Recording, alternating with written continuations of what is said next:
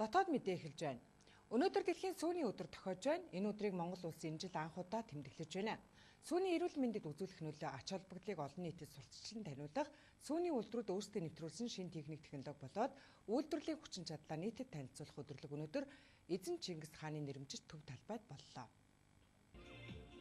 Нэгдсэн үндэсний байгууллагаас жил бүрийн 5 дугаар сарын 31-ний өдрийг олон улсад дэлхийн сүүний өдөр болгон зарлаж, дэлхийн нийт энэ өдрийг 16 дахь жилдээ тэмдэглэж байна. Харин манай улс энэ өдрийг энэ жил эх орны сүү, эрүүл хүнс, амьдралын баталгаа сэдвийн хүрээнд анх удаага тэмдэглэж байна. За энэ өдөр дэлхийн нийт иргэд олон түмэнд сүүн бүтээгдэхүүний ач тусыг танилцуулахад гол анхаарлаа хандуулдаг байна. Хүн өдөрт хамгийн багтаа үйлдвэрийн аргаар боловсруулсан 200 г сүү болон түүнтэй тэнцэх хэмжээний сүүн бүтээгдэхүүн хэрэглэж заншвал бид хэрэгцээтэй бүхий л аминдмээ авч чаддаг гэж үздэг байна.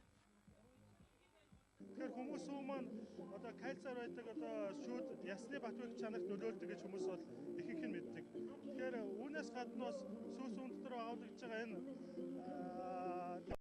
одоо уургууд маань дархлааны үүргийг дархлааг маш их хамгаалах үүргийг үүсгэж байдаг. За мөн тэр кальц маань яс шүдний батвах чанараас гадна зүрх судасны үйл ажиллагаа, одоо булчингийн үйл ажиллагаанд онцгой үүргийг үүсгэж байдаг. Идэвхтэй оролцдог ийм эрс судас байгаа. Дэлхийн сүүний өдрийг энэ жилээс эхлэн цаашид жил бүр уламжлал болгон зохион байгуулна. За энэ өдрийг зүгээр нэг сурталчилгааны өдөр болгож өнгөрүүлэхээс илүү бодлогын төвшөнд үргэлжлүүлэх ёстой гэж салбарынхан үзэж байна. Хоногт нэг хүн 200 г сүү хэрэглэнэ гэж үзвэл манай улсын нийт хүн ам жилд 204 сая литр сүү хэрэглэх ёстой. За үүнээс одоогоор үйлдвэрлэлийн аргаар боловсруулж байгаа нэг хүнд ноогдох сүүний хэмжээ дөнгөж 40 г байна. Тиймээс бэлчээрийн мал аж ахуй дээр түшиглэж жижиг оврын үйлдвэрлэлүүдийг нэмэгдүүлэхээс авахуулаад бодлогын төвшөнд хэрэгжүүлэх олон асуудал байна. Үйлдвэрийн аргаар боловсруулж байгаа сүүн бүтээгдэхүүн маань энэ жилүүдэд 2 дахин нэмэгдсэн байна.